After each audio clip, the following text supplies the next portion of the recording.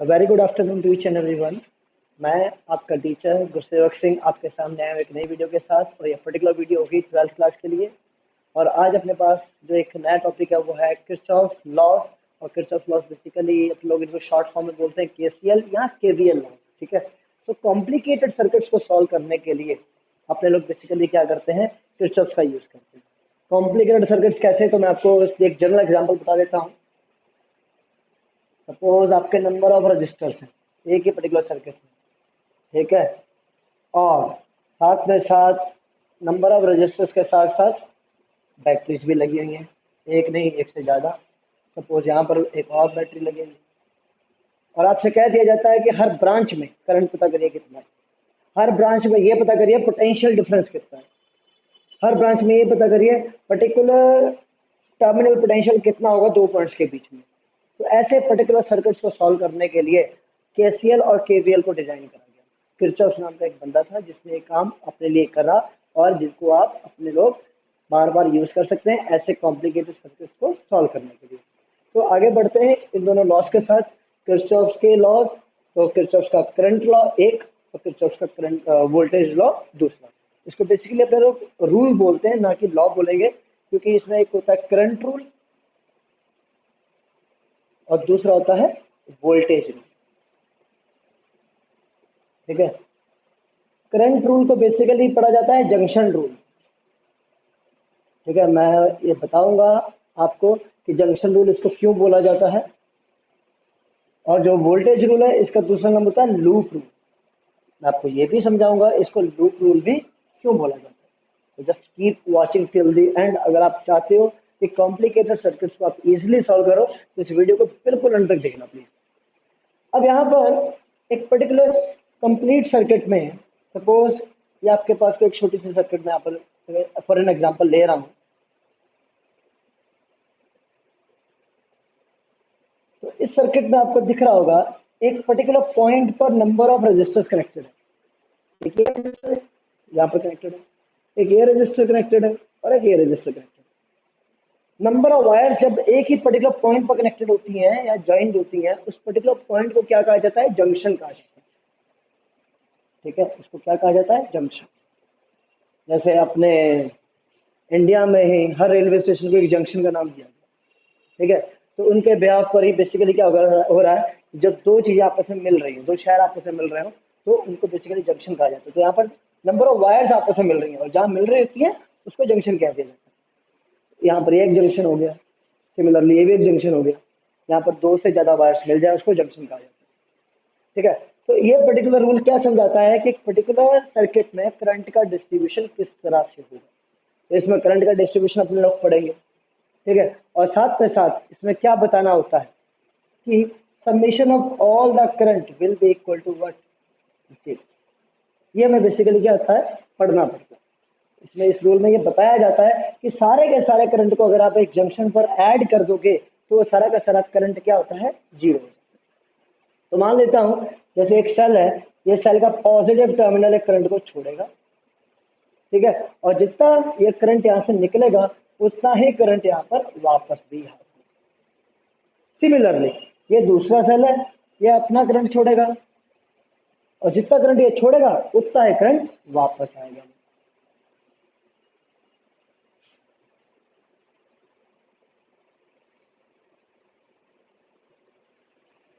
ठीक, तो current I1 इधर आया, करंट I2 यहाँ आया। अब जब इन ब्रांचेस में करंट है तो जाहिर सी बात है इस ब्रांच में भी कुछ ना कुछ करंट होगा। ठीक है, तो करंट I1 जब इस ब्रांच से आया, करंट I2 इस ब्रांच से आया। अब ये दोनों करंट मिलके इस ब्रांच में चले जाने चाहिए, that is I1 plus I2, जिसको मैं अभी के लिए नाम दे देता हूँ I3। ठीक है, ये तीसरा करंट है I3। तो एक जंक्शन है जहां पर दो करंट्स क्या कर रहे थे, एंटर कर रहे थे। कौन कौन से, I1 I2। और तीसरा करंट क्या कर रहा था, लीव कर रहा था, जिसको नाम दे देते हैं I3। तो current entering should be equal to current leaving. Charge का कंजर्वेशन यही कहता है कि जितना चार्ज कहीं जा रहा है वही उतना ही निकलेगा। तो करंट कितना एंटर कर रहा है, ये I1 प्लस I2 होगा। तो I1 प्लस I2 क्या कर रहा है, एंटर कर रहा है। ठीक है, और I3 क्या कर रहा है, लीव कर रहा है। तो जाहिर सी बात है I3 है क्या, I3 I1 प्लस I2 का ही तो मिक्सचर है। तो जितना I1 प्लस I2 है वो किसके बराबर होना चाहिए, I3 के बराबर हो जाना चाहिए। अब सर समेशन जीरो कैसे हुआ? तो समेशन इस तरह से जीरो होता है कि जो करंट एंटर हो रहा होता है उसको अपने लोग क्या ले लेते हैं? पॉजिटिव, और जो करंट लीव हो रहा होता है उसको क्या ले लेते हैं? नेगेटिव, और उस पर्टिकुलर साइन के साथ अपने लोग उसको ऐड करते हैं तो हमें रिजल्ट में क्या मिलता है? जीरो। तो current leaving positive, current entering positive और करंट लीविंग को नेगेटिव लिया जाएगा और सारे के सारे करंट्स का समीशन कर दिया जाए तो रिजल्ट क्या आता है? जीरो आया था। ऐसे पर्टिकुलर रूल को कह दिया जाता है करंट रूल या जंक्शन रूल। ठीक है, अब बात करते हैं दूसरे लॉ के लिए। दूसरा लॉ है वोल्टेज रूल या लूप रूल। तो भाई इस पर्टिकुलर कंप्लीट ब्रांच में आपके पास दिख रहा होगा दो रेजिस्टर्स हैं और एक सेल। इस पर्टिकुलर कंप्लीट सर्किट में है ना, इस सर्किट में और इस सर्किट में, इस पर्टिकुलर कंप्लीट क्लोज सर्किट को नाम दे दिया जाता है लूप। ठीक है, तो क्या नाम दिया जाता है? लूप नाम दिया जाता है। तो इस कंप्लीट क्लोज सर्किट को अगर मैं लूप नाम देता हूं तो मैं इसको मेंशन करने के लिए अलग से इनके वर्टिसेस को अल्फाबेट्स में डिजाइन कर देता हूं।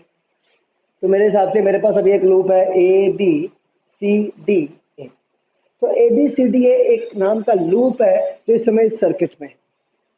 और इस लूप में बेसिकली क्या होगा? हर ब्रांच के क्रॉस कुछ ना कुछ वोल्टेज होगा। अब उन सारे वोल्टेजेस का अगर मैं सम करता हूं तो मुझे वो क्या मिलता है? जीरो मिलता है। कैसे? अगर मैं एक छोटा सा एग्जांपल लेता हूं, ध्यान दीजिएगा। ये वोल्टेज वी नाम की एक बैटरी, इसमें से करंट आई निकला और रजिस्टर आर के क्रॉस गया, तो वो वोल्टेज वी किसके बराबर होगी? आई आर के बराबर। ठीक है, इस आई आर को अगर मैं इधर लेके आता हूं तो मुझे क्या मिलता है? V minus I R is equal to zero. तो देखा जाए विद साइन अगर इन वोल्टेजेस को ऐड करा जाए तो ऑटोमेटिकली रिजल्ट क्या मिलेगा? जीरो मिलेगा। तो एक क्लोज सर्किट में कभी भी अगर आप देखते हो तो summation of all the voltages will be equal to what? Zero. ये साइन प्लस माइनस कब लेना है उसके अपने रूल्स है, वो भाई आपको मैं इसी वोल्टेज रूल में या लूप रूल में समझाऊंगा कि कब एक पर्टिकुलर वोल्टेज को पॉजिटिव लिया जाता है और कब एक वोल्टेज को नेगेटिव लिया जाता है। अब मैंने जो लूप नाम दिया था A B C D A, इस अगर ए बी ब्रांच में आप देखें तो ए बी ब्रांच में किसी भी तरह का रजिस्टर नहीं, और जब रजिस्टर नहीं है तो ऑटोमेटिकली वहां पर करंट हो ना हो वहां पर वोल्टेज नहीं हो सकती, क्योंकि मैं इस पर्टिकुलर वायर के अक्रॉस क्या देखूंगा? अगर रजिस्टर होता तो रेजिस्टेंस इनटू करंट मुझे मिल जाती है वोल्टेज। ठीक है, तो voltage V equal to I R मैं यहाँ पर लिख देता। किसी भी पर्टिकुलर अमाउंट वो वोल्टेज होती है, प्लस होती नेगेटिव होती, मैं आपको अभी बताऊंगा कब प्लस और कब नेगेटिव लिखती। तो ए से बी में गया तो किसी भी तरह का रजिस्टर नहीं था सर, वायर का अपना रजिस्टर होगा, तो उस वायर का रजिस्टेंस मैं ना के बराबर समझता हूँ, क्योंकि कॉपर वायर लेंगे, कंडक्टिंग वायर है और बहुत लो उसकी रेजिस्टिविटी होगी, तो ना के बराबर उसका वोल्टेज वहां पर वोल्टेज ड्रॉप होगा। फिर मैं गया B to C branch. B to C branch में जब मैं जा रहा हूं तो वहां पर एक करंट है आई थ्री नाम का। तो आई थ्री नाम का एक करंट है, और अगर मैं इस रजिस्टर को आर वन नाम दे दूं, इसको आर टू नाम दे दूं, इसको आर थ्री नाम दे दूं, तो बेसिक के अक्रॉस का जो वोल्टेज का ड्रॉप होगा वो कितना होगा? I three current into R two resistance gives you a voltage. अब लूप मैंने जो डिसाइड कर रखा है उसी लूप के अकॉर्डिंग मैं उस लूप की डायरेक्शन को करंट की डायरेक्शन के साथ कंपेयर करूंगा। जैसे अभी इस लूप की डायरेक्शन क्या है? A to B, B to C, C to D, D to A. तो क्लोज्ड अगर डायरेक्शन देखें तो ये कैसी है? ये एंटी क्लॉकवाइज। ठीक, बट मुझे करंट की डायरेक्शन क्या दिख रही है? करंट की डायरेक्शन भी एंटी क्लॉकवाइज। अब वोल्टेज को प्लस और माइनस कब लेना है? तो भाई मेरे पास जो बी टू सी ब्रांच में जो एक पर्टिकुलर वोल्टेज दिख रही है जो कि I three into R to है, तो उस पर्टिकुलर ब्रांच के अक्रॉस का मुझे पहले करंट दिख, करंट जा रहा है बी टू सी। ठीक, मेरा लूप कहां से कहां था? मेरा लूप भी था बी टू सी। ठीक, अब बी टू सी मेरा लूप है और बी टू सी ही मेरे करंट की डायरेक्शन है, तो ऑटोमेटिकली इसको क्या लिया जाएगा? पॉजिटिव। ठीक, अब और कोई पर्टिकुलर रजिस्टर है नहीं तो और कोई वोल्टेज का ड्रॉप नहीं होगा। फिर आता है C to D branch. C to D branch में साफ दिख रहा है कोई भी रजिस्टर नहीं है तो कोई भी वोल्टेज का ड्रॉप नहीं होगा। फिर आते हैं डी टू ए ब्रांच में। डी टू ए ब्रांच में जब आते हो तो आपको एक रजिस्टर दिख रहा है और एक दिख रही है बैटरी या सेल। ठीक, अब रजिस्टर दिख रहा है तो उसके अक्रॉस एक करंट भी दिख रहा है, तो जाहिर सी बात है एक वोल्टेज तो वहां पर होगी। दूसरा एक अपने आप में एक सेल है तो सेल की एक अपनी वोल्टेज होनी चाहिए, तो उसकी वोल्टेज को भी मैं यहाँ पर मेंशन करूँ। ठीक, तो भाई अगर मैं रजिस्टर की बात करूं तो उस रजिस्टर के अक्रॉस की वोल्टेज तो होगी I1 R1, अब ये प्लस की होगी या माइनस की होगी, तो depending upon the direction of current and loop, अगर दोनों सेम डायरेक्शन में है तो प्लस और अपोजिट डायरेक्शन में तो माइनस। तो डी टू ए ही करंट है और डी टू ए ही आपका लूप है, तो ऑटोमेटिकली इसका पोटेंशियल क्या होगा, पॉजिटिव होगा। बट सर उससे पहले आपका सेल था, तो सेल की डायरेक्शन आप सेल का जो पर्टिकुलर वोल्टेज होगा वो प्लस होगा या माइनस होगा, वो कैसे फिर लोग नोटिस करेंगे। तो ध्यान दीजिएगा, लूप आपका सबसे पहले जिस टर्मिनल को एनकाउंटर करता है किसी भी सेल के या बैटरी के, उसके अकॉर्डिंग आप उस वोल्टेज को प्लस या माइनस लिखते हो। अब यहाँ पर जब आप लूप के अकॉर्डिंग चल रहे थे तो लूप ने सबसे पहले माइनस वाले टर्मिनल को एनकाउंटर करा, मतलब फेस करा। जिस पर्टिकुलर टर्मिनल को सबसे पहले फेस करता है एक लूप, वो पर्टिकुलर टर्मिनल का ही आप साइन इस वोल्टेज में पुट कर देते हो। तो इसमें फेस करा था नेगेटिव के टर्मिनल को, तो माइनस का sign along with the voltage. तो अगर इसकी वोल्टेज को मैं V1 लिख दूं, इसकी वोल्टेज को V2 लिख दूं, तो पर्टिकुलर वोल्टेज यहाँ पर क्या होगी, V1 होगी। तो ये सारे वोल्टेजेस का sum is equal to what, 0। तो यही कहता है वोल्टेज। सिमिलरली आपके पास एक दूसरा लूप है, इस लूप को भी मैं नाम दे देता हूं। तो लूप को नाम दे दिया, सपोज मैंने बी सी, इसको दूसरा नाम देते हैं ताकि कुछ नेगेटिव की रेजिस्टर के अक्रॉस की वोल्टेजेस आ गए हैं। तो सी बी एफ सी, मैं दोबारा से सी क्यों लिख रहा हूँ, जैसे मैंने दोबारा से ए भी लिखा, दोबारा से सी भी लिखना इसलिए जरूरी है क्योंकि अपने लोग जब भी लूप लेंगे वो क्लोज लेंगे। तो जहां से शुरू करें वहां पर वापस भी आना है, जहां से शुरू करें वहां पर वापस भी आना है, जिसकी वजह से आपका जो लूप होगा वो क्लोज हो जाएगा। तो सी से बी की तरफ गया, तो सी से जब बी की तरफ जा रहा हूँ तो उस समय करंट कहां से कहां जा रहा है, करंट जा रहा है B2 से। तो अंडरस्टूड है, लूप की डायरेक्शन करंट की डायरेक्शन से उल्टी है, तो इसके क्रॉस का जो भी वोल्टेज होगा वो होगा नेगेटिव। तो माइनस का साइन तो मैं पहले पुट कर दिया जब मैं C2B ब्रांच में जाऊंगा, माइनस साइन पुट कर दिया, वहां की वोल्टेज कितनी है, I3 इंटू R। ठीक, अब मैं जाता हूँ B2F, B2F गया तो इस पर्टिकुलर ब्रांच के क्रॉस कुछ भी नहीं है तो कोई ड्रॉप नहीं होगा, तो B2F में कुछ नहीं करना। फिर मैं गया F2E, F2E में एक रजिस्टर दिख रहा है R3 नाम का और वहां पर करंट दिख रहा है I2 नाम का। बट F2E में जब जा रहा हूँ करंट जा रहा है E2F, डायरेक्शन अपोजिट, तो फिर से माइनस का साइन आएगा। ठीक, तो ऑटोमेटिकली इसके क्रॉस की ड्रॉप कितनी हो जाएगी, I2 इंटू R3। तो माइनस I3 इंटू R2 एक drop, minus I2 into R3 दूसरा ड्रॉप। ठीक है, अब लूप सबसे पहले कौन से टर्मिनल को फेस कर रहा है, पॉजिटिव। ध्यान से देखो कहां से कहां जा रहे थे, C2D गए, ठीक, फिर B2F गए, ठीक, फिर F2E जा रहा है, F2E जा रहा है। तो जाते जाते सबसे पहले कौन सा टर्मिनल आया रास्ते में, पॉजिटिव। तो अब प्लस का कितनी वोल्टेज है, V2 वोल्टेज है, इज इक्वल टू, क्योंकि E टू C में जब जाऊंगा तो कोई भी वोल्टेज मुझे नहीं दिखेगी, इज इक्वल टू क्या कर दिया, 0। तो इस तरह से आपके पास एक इक्वेशन ये बन जा रही है, एक इक्वेशन ये बन जा रही है, वैल्यूज गिवन होगी, वेरिएबल्स निकालने होंगे। तो वेरिएबल्स होते हैं कौन से, करंट के वेरिएबल्स, I1 I2 I3। इन I1 I2 I3 को अपने लोग इन्हें सॉल्व कर लेना, क्योंकि R1 R2 और वोल्टेजेस V1 V2 आपको गिवन होती है। ठीक है, तो इक्वेशंस आपकी दो हैं तो वेरिएबल्स भी दो होने चाहिए, करंट के वेरिएबल्स। इक्वेशन अगर 3 है तो वेरिएबल्स भी 3 होने चाहिए, किसके, करंट के वेरिएबल्स। तो अब मैं आपको एक सिंपल सी ट्रिक समझाऊंगा कि कैसे वेरिएबल्स चुनने हैं करंट के और कितने चुनने हैं। कभी कभी क्या होता है, दो इक्वेशंस हैं बट वेरिएबल्स 3 आ रहे हैं, जैसे इसमें देख लो, दो इक्वेशंस है, वेरिएबल्स 3 है। कैसे दो इक्वेशंस है, तो पहली और दूसरी, क्योंकि दो लूप्स थे। ठीक, बट इक्वेशन 3 है, वेरिएबल्स 3 है, I1 I3 और I2। तो इस केस में आपने दो इक्वेशंस को विद हेल्प ऑफ 3 वेरिएबल्स कैसे सॉल्व करोगे, तो दिक्कत हो जाएगी। कोई दिक्कत नहीं होगी, आपने सिंपली क्या कर देना है, इस I3 की जो वैल्यू आ रही है इस इक्वेशन से, जैसे देखो क्या है, I1 प्लस I2, तो I3 को रिप्लेस कर देना I1 प्लस I2 से, तो ऑटोमेटिकली आपके दोनों इक्वेशंस में दो वेरिएबल्स रह जाएंगे, इक्वेशन इसलिए सॉल्व हो जाएगी। ठीक है, मैं क्वेश्चन करके दिखाता हूँ आपको ताकि आप इस कंप्लीट कंसेप्ट को अच्छे से समझ पाओ, किरचॉफ का वोल्टेज रूल और करंट रूल।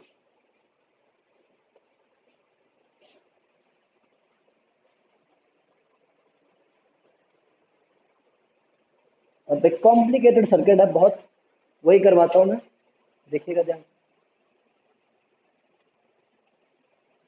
हाँ,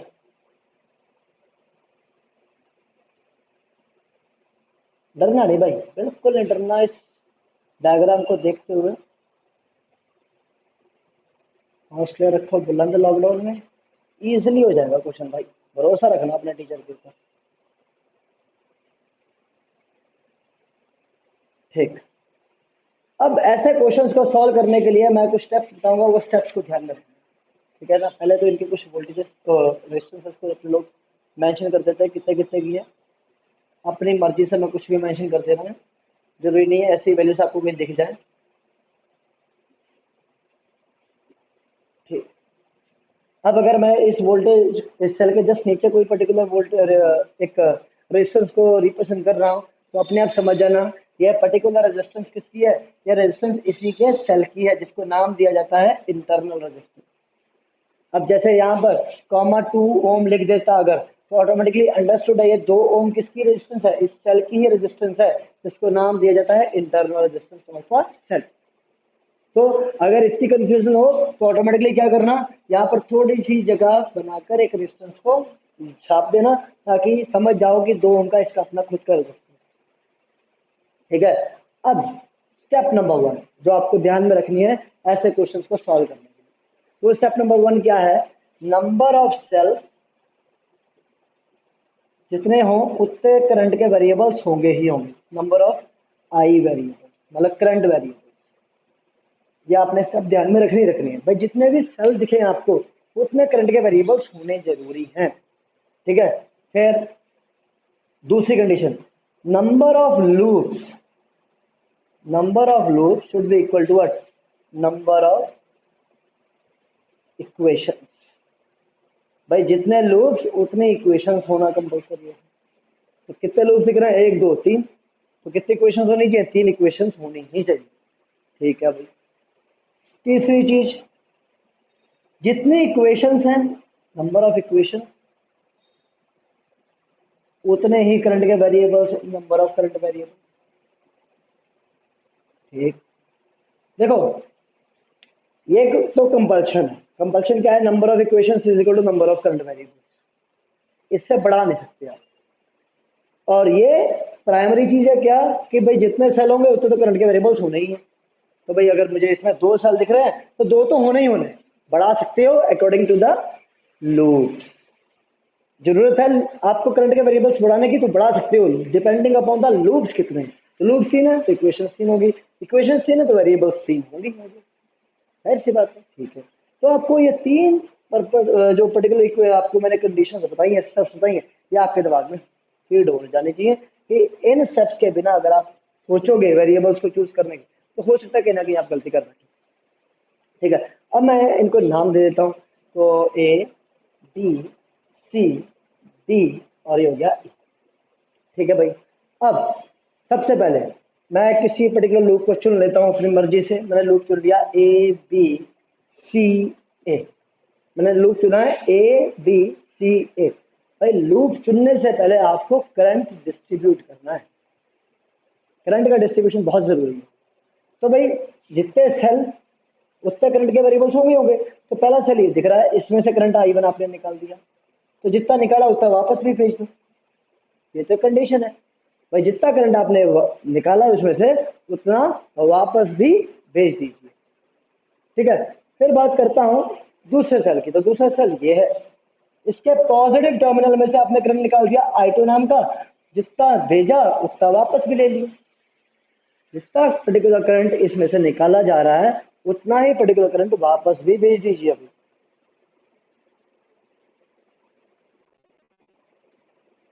ठीक, सॉरी यार थोड़ा सा ना कैमरा गड़बड़ हो गया था, मैं सोचा सही कर दूं।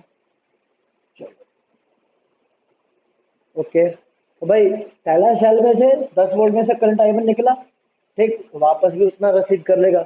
दूसरा सेल 5 वोल्ट का, उसने I2 करंट भेजा और उतना वो वापस भी ले लेगा। तो भाई पहली कंडीशन सेटिस्फाई हो गई कि जितने सेल उतने करंट के वेरिएबल्स होने जरूरी। ठीक है भाई, अब मुझे दिख रहा है भाई लूप 3 होंगे, 1 2 3, तो इक्वेशंस 3 होंगी। अब 3 इक्वेशंस होंगी तो 3 ही वेरिएबल्स हो सकते हैं करंट के, बट सर जंक्शंस दिख रहा है मुझे 1 2 3 4, और जब करंट एक ब्रांच से दूसरे जंक्शन में एंटर होने के बाद दूसरी ब्रांच में जाएगा तो वो तो डिस्ट्रीब्यूट होता जाता है, डिवाइड होता जाता है। और डिवाइड होगा तो मुझे नाम देने पड़ेंगे दूसरे, नहीं देने हैं। ये आप अपना खुद का दिमाग लगाओगे कैसे बचना है। तो ध्यान से देखो, करंट I1 जब यहाँ से निकल रहा है, ये आ गया जंक्शन, ठीक। तो मेरे हाथ में साफ दिख रहा है कि भाई एक करंट का वेरिएबल और है जो मैं चूज कर सकता हूँ इसके अलावा, ठीक। तो मैंने वो चूज कर लिया भाई। मान लेता हूँ I3 करंट इधर गया, बस I1 में से I3 करंट इधर गया, तीसरा वेरिएबल भी मैं चुन चुका हूँ। अब और वेरिएबल मैं इस पर्टिकुलर सर्किट में चूज नहीं कर सकता हूँ, वरना मुझे पता है मैं किसी दिक्कत में फंसने वाला। अब अगर I1 में से करंट I3 इधर चला गया तो खुद सोचो ना, बचा कितना करंट, I1 माइनस I3, ठीक। तो मैं भाई चौथा वेरिएबल चुनने से बच गया। तो चौथे वेरिएबल की जगह मैंने पहले ही दो वेरिएबल्स का यूज कर लिया, I1 माइनस I3, ठीक। अब अगर I3 ध्यान से देखो यहाँ से एंटर होकर यहाँ पहुंच रहा है, I2 यहाँ से होते हुए यहाँ तक पहुंच रहा है। तो अगर I3 यहाँ पर आया, I2 यहाँ से आया, दोनों एंटर होकर नीचे पहुंचेंगे, ठीक। और जब दोनों एंटर होकर नीचे पहुंचेंगे तो दोनों का सम कितना हो जाएगा, I2 प्लस I3। फिर बच गया चौथा वेरिएबल चुनने से।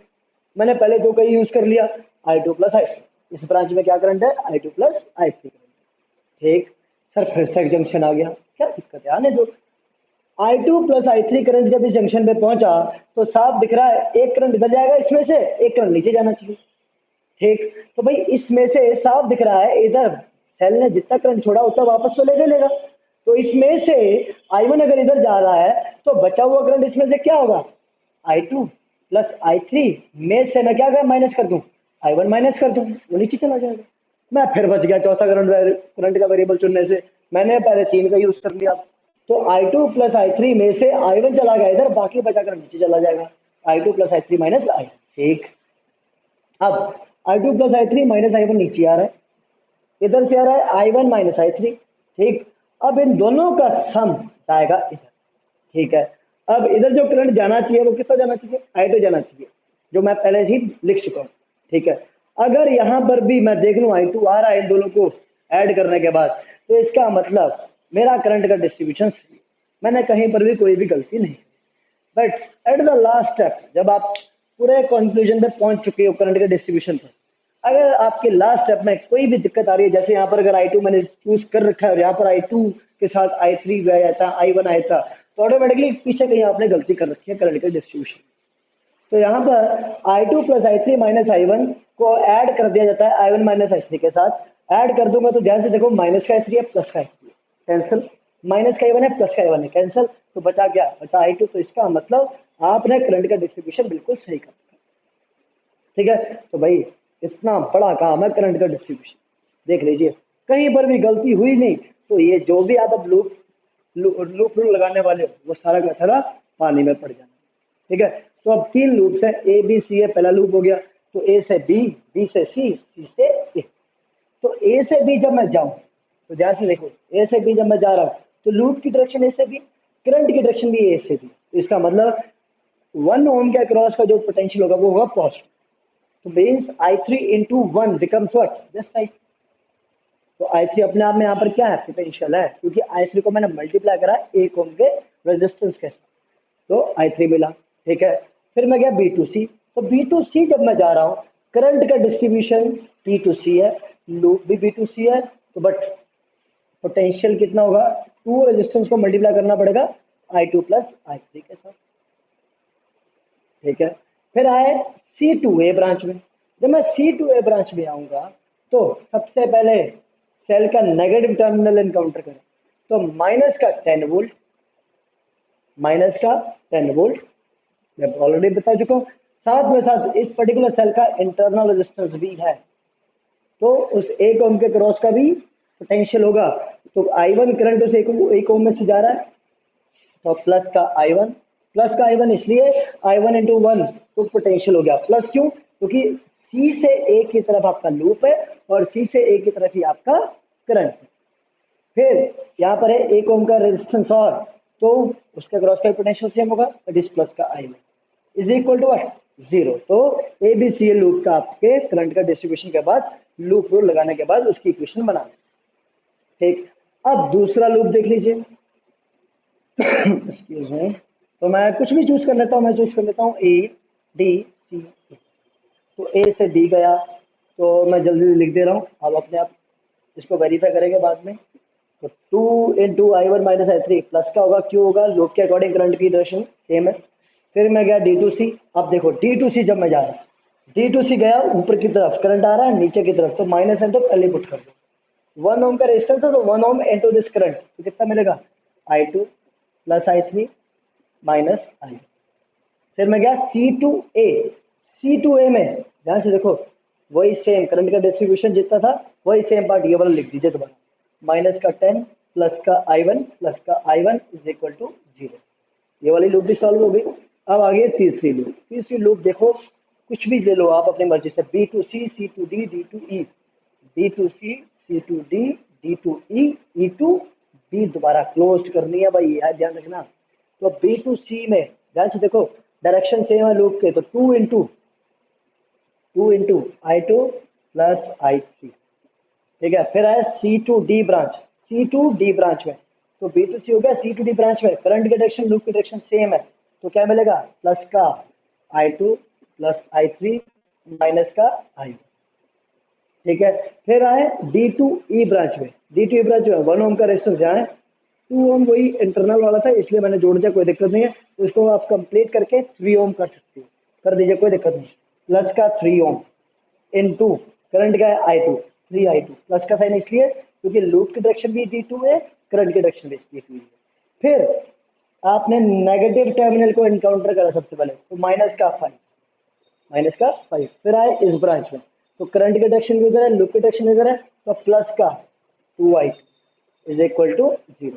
तो भाई आपके पास 3 वेरिएबल्स करंट के, 3 इक्वेशंस, मैथ अच्छी होनी चाहिए, आपको ये 3 इक्वेशंस को क्या करना है, सॉल्व करना है। तो ऑटोमेटिकली क्या मिल जाएगा, आपको I1 की वैल्यू मिल जाएगी, ठीक, आपको I2 की वैल्यू मिल जाएगी, ठीक, आपको I3 की वैल्यू भी मिल जाएगी। अब हो सकता है वहां पर क्वेश्चन में ट्विस्ट क्या डाल दे, क्वेश्चन में ट्विस्ट ये डाल सकते हैं कि find the potential difference across a 2 ohm resistor in BC branch. अब BC ब्रांच के अक्रॉस का पोटेंशियल डिफरेंस कैसे मिलेगा, तो potential difference across BC branch will be equal to what, 2 × I2 + I3, ये तो होगा। एक कोई दिक्कत नहीं यार, I2 निकाल चुके हो, I3 निकाल चुके हो, उनकी वैल्यूज पे यहाँ पुट करोगे, 2 से मल्टीप्लाई कर दोगे, ठीक है।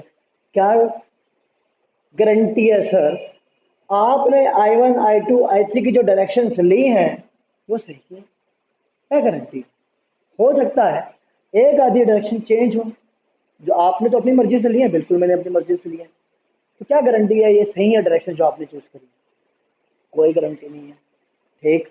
तो सर पता कैसे चलेगा, किरचॉफ अपने आप बताएगा कि इसकी डायरेक्शन गलत है, कैसे सर, किरचॉफ बोलता है क्या, हाँ यहाँ बोलेगा, कैसे बोलेगा, ये जो करंट की डायरेक्शंस जो हैं वो ऑटोमेटिकली रिजल्ट्स में मिल जाएंगे, कैसे, I1 अगर आता है पॉजिटिव तो इसका मतलब आपने काम बिल्कुल सही करा, I2 आ गया नेगेटिव माइनस का 2 एम्पियर सप्लाई, तो इसका मतलब किरचॉफ आपको बता रहा है कि उस पर्टिकुलर ब्रांच में 2 एम्पियर का करंट है, माइनस साइन ये बता रहा है कि आपने जो चूज करी करंट की डायरेक्शन थी वो गलत थी, उसके अकॉर्डिंग ये होनी चाहिए। भाई आपने तो यार, आपने क्या लगाया, आपने लॉजिक लगाया, लॉजिक क्या लगाया कि पॉजिटिव टर्मिनल करंट छोड़ता है और नेगेटिव रिसीव करता है, ठीक, तो सर गलत क्यों हो गई, जब आप लॉजिक लगा रहे हो फिजिक्स के अकॉर्डिंग, गलत इसलिए हो सकती है, क्यों, एक आपका सेल है 10 वोल्ट का, एक है 5 वोल्ट का, तो हो सकता है एक दूसरे को क्या कर दे, डोमिनेट कर दे, है ना। अब जैसे ना देखो यहाँ से, ये आपके पास एक पर्टिकुलर ब्रांच है, ये 10 वोल्ट हो गई, ये 5 वोल्ट हो गई, अब यार एक ही ब्रांच में ये भेजना जाएगा करंट को इधर और ये भेजना जाएगा करंट को इधर, क्या पॉसिबल है एक ही ब्रांच में 2 करंट की डायरेक्शन, नहीं ना, तो एक दूसरे को क्या करेगा, डोमिनेट करेगा या नहीं करेगा। तो ऐसा ही हो सकता है कि 10 वोल्ट कहीं ना कहीं इस ब्रांच में इसके करंट को डोमिनेट करने की कोशिश कर दे, हो सकता है, क्योंकि ये 5 वोल्ट है और ये मैग्नीट्यूड वाइज 10 वोल्ट है, तो हो सकता है I3 का डिस्ट्रीब्यूशन इन 2 ब्रांचेस में हो सकता है। आप ये भी कर सकते थे कि I3 का डिस्ट्रीब्यूशन कर देते इधर, आप ये कर सकते थे, ठीक है, बट मैंने लॉजिक क्या लगाया कि भाई पॉजिटिव छोड़ता है तो I2 तो निकलेगा यहाँ से, ठीक, आपने अपना लॉजिक लगा दिया। तो क्या पॉसिबिलिटी है, पॉसिबिलिटी ये है कि I3 का जो डिस्ट्रीब्यूशन है क्या पता इधर हो रहा हो, I3 का थोड़ा सा पार्ट इधर जा रहा है, बाकी पार्ट इधर जा रहा हो, तो अगर इधर जा रहा है तो इसका मतलब ये सेल इस समय डिस्चार्ज नहीं हो रहा है, ये किस में आ गया, ये चार्ज की कंडीशन में आ गया। क्लियर है ना बात, कोई दिक्कत तो नहीं है। ठीक है, तो I2 अगर नेगेटिव आ गया है तो ऑटोमेटिकली अंडरस्टूड है कि वहां पर वो पर्टिकुलर ब्रांच में करंट की वो डायरेक्शन अपोजिट है जो आपने चूज करी है उसके वजह से।